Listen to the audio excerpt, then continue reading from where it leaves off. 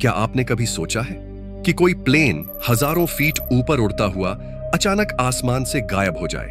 ना कोई black box मिले, ना मलबा, ना ही कोई संदेश। और फिर 37 साल बाद वही प्लेन अचानक किसी दूसरे देश के एयरपोर्ट पर उतर आता है।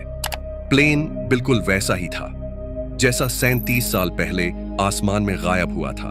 ना एक भी खरोंच, ना वक्त की कोई परत, जैसे वो जहाज वक्त की रफ्तार को चकमा देकर सीधा वर्तमान में उतर आया हो। लेकिन कुछ कहानियां ऐसी होती हैं जो वक्त के साथ धुंधली नहीं पड़ती, बल्कि हर साल, हर दशक और भी रहस्यमयी बनती जाती हैं। फ्लाइट 914 एक ऐसा नाम जो आज भी अनगिनत फाइलों और अधूरी रिपोर्टों में दर्ज है, जहां हर पन्ने पर जवाब की जगह सिर्फ सवाल छपे हैं। एक उड़ान जो भरी तो गई थी, लेकिन क्या वो कभी जमीन पर लौटी भी थी, या अब भी कहीं उसी रहस्य में भटक रही है जिसे कोई समझ नहीं पाया?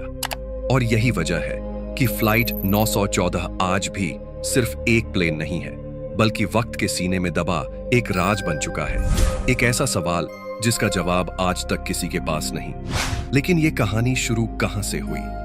उस सुबह से जब सब कुछ सामान्य था, पर कुछ ऐसा होने वाला था जो आने वाले दशकों तक लोगों को चौंकाता रहेगा। 2 जुलाई 1955 की सुबह पैन अमेरिकन एयरवेज की फ्लाइट 914 न्यूयॉर्क के लागार्डिया एयरपोर्ट से मियामी के लिए रवाना हुई। विमान में 57 यात्री और 6 क्रू मेंबर सवार थे।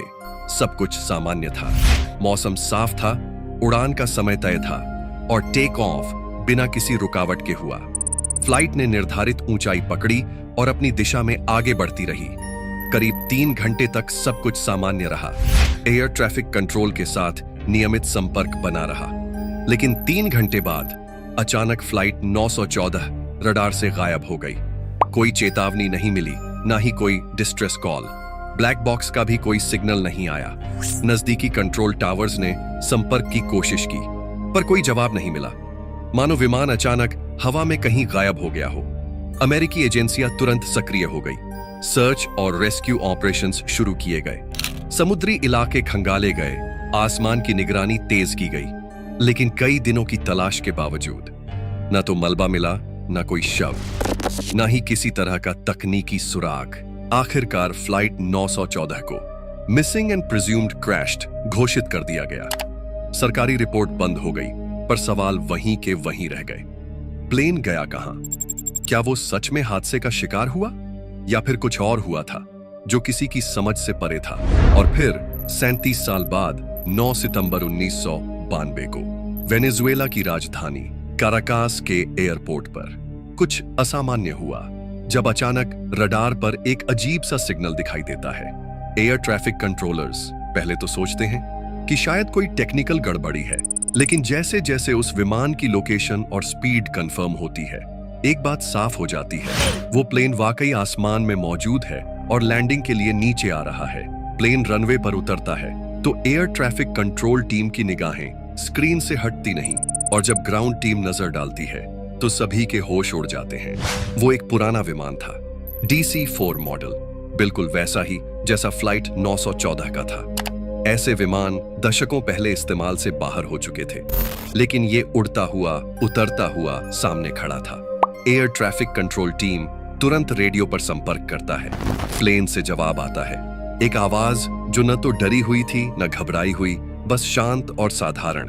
This is Pan Am flight 914 from New York to Miami. एक पल के लिए कंट्रोल रूम में सन्नाटा छा जाता है। 1992 में कोई पायलट ये कैसे कह सकता है कि वो 1955 से उड़ान में है? ATC की कॉल के तुरंत बाद एयरपोर्ट का ग्राउंड स्टाफ और सिक्योरिटी टीम मौके पर पहुंची। सामने एक ऐसा विमान खड़ा था जो इस जमाने का नहीं था। जैसे ही अधिकारी उसके पास पहुंचे, कॉकपिट की खिड़की खुली और पायलट ने सिर बाहर निकाला। उसका चेहरा घबराया हुआ था। उसने सिर्फ एक सवाल पूछा, व्हाट ईयर इज दिस? जब उसे बताया गया कि यह साल 1992 है, तो कुछ सेकंड के लिए वो स्तब्ध रह गया, और फिर जैसे किसी ने अंदर से स्विच ऑन कर दिया हो, उसने तुरंत इंजन चालू किया। कोई इजाजत नहीं ली, कोई रेडियो जवाब नहीं दिया। प्लेन ने अचानक तेजी से टेक ऑफ किया और उड़ गया। एयर ट्रैफिक कंट्रोल टीम ने फिर से संपर्क करने की कोशिश की, लेकिन कोई जवाब नहीं मिला। और इसके बाद फ्लाइट 914 फिर कभी नहीं देखा गया। ना कोई रिकॉर्ड, ना कोई रडार सिग्नल, ना ही कोई पुष्टि कि वो प्लेन असल में कहां गया। अब सवाल ये उठता है, क्या वाकई ऐसा हो सकता है? क्या कोई प्लेन 37 साल तक गायब रहने के बाद वापस लौट सकता है? ना किसी हिस्से पर खरोंच थी, ना वक्त की कोई छाप, जैसे वक्त उसके पास से गुजरा हो लेकिन उसे छूने की हिम्मत न कर पाया हो। फ्लाइट 914 की यह कहानी पहली बार 1985 में एक अखबार की रिपोर्ट में सामने आई। कुछ लोग कहते हैं यह सिर्फ एक काल्पनिक कहानी थी, एक मनगढ़ंत अफवाह जो धीरे धीरे इंटरनेट पर फैल गई। लेकिन हर बार जब कोई इसे सिर्फ कहानी कहता है तो कुछ चीजें सवाल उठाती हैं। अगर ये सब झूठ था तो फिर रेडियो संदेश इतने साफ कैसे दर्ज हुए? प्लेन का मॉडल, पायलट की वो लाइन, क्या कोई सिर्फ कल्पना में इतनी बारीकी जोड़ सकता है? और फिर कराकास एयरपोर्ट के कुछ पुराने कर्मचारियों ने इस तरह के एक अनजान विमान को सच में देखने की बात कही है। कुछ गवाहों ने दावा किया वो प्लेन वहां उतारा था, लेकिन अगले ही पल फिर गायब हो गया। रिपोर्ट्स कभी आधिकारिक नहीं बनी, पर ये दावे आज भी इंटरनेट के कोनों में जिंदा हैं। तो क्या फ्लाइट 914 बस एक अफवाह थी, या फिर वो सच जिसे कभी स्वीकार नहीं किया गया? अगर मान भी लें कि फ्लाइट 914 सचमुच मौजूद था, तो क्या वाकई एक प्लेन वक्त के पार जा सकता है? साइंस के अनुसार जब कोई वस्तु लाइट के स्पीड से यात्रा करती है तो उसके लिए समय धीमा हो जाता है। इसे टाइम डायलेशन कहते हैं। लेकिन फ्लाइट 914 कोई रॉकेट नहीं था। ये एक साधारण DC-4 विमान था जो बस 3 घंटे की उड़ान पर था। तो फिर इसके साथ क्या हुआ था? कुछ लोग मानते हैं ये घटना किसी वर्म होल या ऑल्टरनेट डायमेंशन से जुड़ी हो सकती है, एक ऐसी जगह जहां समय और स्थान का कोई तय मतलब नहीं होता। कुछ और मानते हैं कि ये सब एक गुप्त सैन्य प्रयोग का हिस्सा था। ऐसा ही एक नाम कई बार सामने आया है, द फिलाडेल्फिया प्रोजेक्ट, एक विवादित प्रयोग जिसमें दावा किया गया था कि अमेरिकी नौसेना ने एक जहाज को अदृश्य बनाने की कोशिश की थी और वो जहाज कुछ पलों के लिए गायब भी हुआ था।